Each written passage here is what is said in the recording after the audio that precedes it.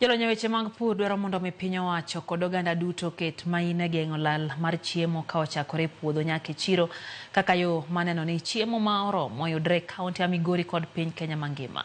Gikoni jopur kod piny owacho nyaka koro ket okenge makare mag konyo jopur geng'o lal ma gikone to kelo nok mar chiemo e pacho kae. Jojo manigi ler koya kaunti ya Migori.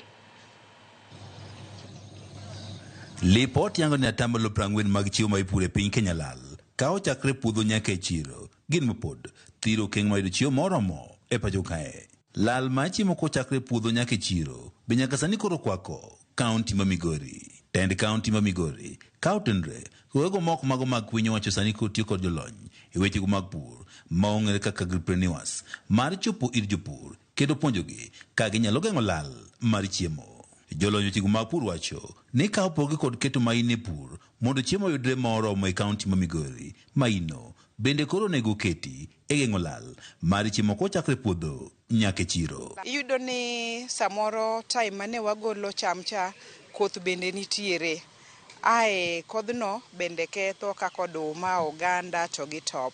Lal mar ariyo nyalo bedo through tuoche. Chon nineno ka jopurwa kao cham to ole sto e dier ot. Iyudo ni ng'ich mar dier ot cha mako cham to cham mang'ich osemako ka japur ok nyal tere chiro.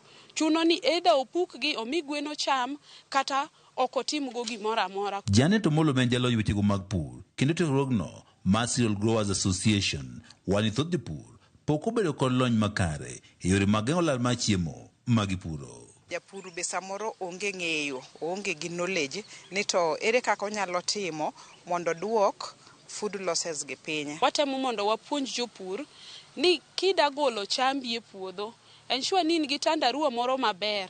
Tipedhe puothi kache chuny puodho kamoro, tidiro bando kaka ore kacha. Ibo yudo ni sama kori ting'o tandarua cha, yudo kata ni in gi gorogoro moko 3-4 mana dhi lal e ilo. Omolo wacho ni chiemo mathoth lal e kind seche ma jopur koro keyo kod kinde no ma ikene dero. Itimo gimoro amora maber, tere kaka isto giki gieki. Samoro kata stoni no endo olil in the sense that oyieyo nitiere iye kanyo endo onywandore. Sachwa onge gi infrastructure maber mar storage kanyo bende kelo losses. A good example is on rech. Migori kae wang'e ni ndalo ma koth chwe to rech bende tho, tiyudo kidhie chiro kacha tiyudo ka omena nendo puki nikech kaka omena ne nyalo tuo ne en shida. Bedo ni jopur mathoth onge kod gige keyo ma oting'o tandarua kata ogunde mowinjore gin moko kuom gigo ek moskelo lal mar chiemo e kindeno mar keyo.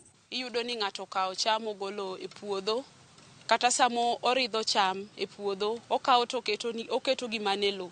Tiyudo ni sama koro japur oting'o chambe dhi go dala, iyudo ni cham koro nitie moko madong' e puodho mago losses machakore kaka wachako golo chambu e puodho. Lal mar chiemo mathoth bende koro biro e kinde ma oganda tedo chiemo mathoth ma ok ginyal chamo duto, kendo thoth chiemo go ipuko ka oganda ojiw mondo koro ted chiemo mana ma ginyalo chamo ma gitiek duto. Ted chiemo moromo ma ji nyalo chamo.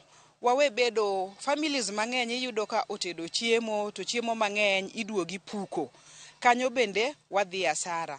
Ka opogore kod keto okenge makare mar geng'o lal mar chiemo ka ochakre puodho nyaka e chiro, jolony e weche mag pur bende koro jiwo jopur mondo koti kod lony manyasani manya konyogi e nyuolo chiemo moromo. Wakulima ambao wako Migori County wanahitaji mafunzo ya karibu ya kuweza kuwastawezesha kuweza kupatana na mbinu mpya za kilimo na upanuzi wa soko ya mazao yao. George Juma, Ramogi TV, Migori.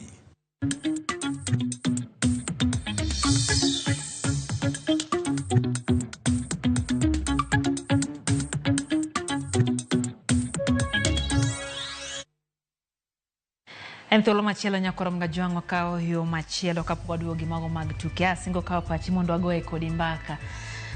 No ka Ben Gura kantie Eldoret wacho ni en gima wuoro en tang'a timore Homa Bay County. Wacho ni onjo timie nonro kuom monj mar jalup gavana Magwanga mondo miyud gino mane otimore. Gor Cliff wacho ni winjo loud and clear Kaka kamano okwayo joma be ni gibed motang' nikech jachien chal ne timo teaching practice